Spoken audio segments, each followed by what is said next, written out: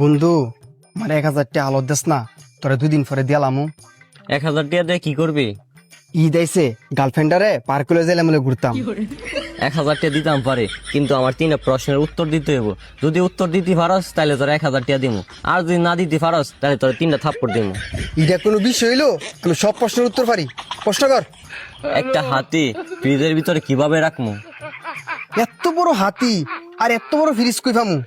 রাখা সম্ভব না। হাতি যদি বড়, ফ্রিজও বড় হইব। ফ্রিজের দরজাটা খুলমু, হাতিটা ভিতরে বইরা দিমু। দ্বিতীয় প্রশ্ন কর।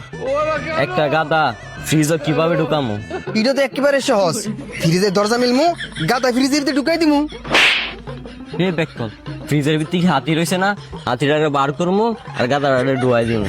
1 আর 2 বার সিনে দেখি কিছে, 3 নাম্বারটা পারমুই। 3 নাম্বার প্রশ্ন কর। একটা জঙ্গল, একটা বানরের বিয়া হইতাছে। সকল পশু পাখি গেছে, খালি একটা পশু গেছে না। এটা কোন পশু গেছে না ক? বনের রাজা সিংহ গেছে না, সিংহ জি যাইতো তাহলে সব পশু পাখি খাই লাইলে। আরে গাদার বাচ্চা গাদা, ফ্রিজের ভিতরে গাদা ঢুকাইছস, এই গাদা রয়ে গেছে না।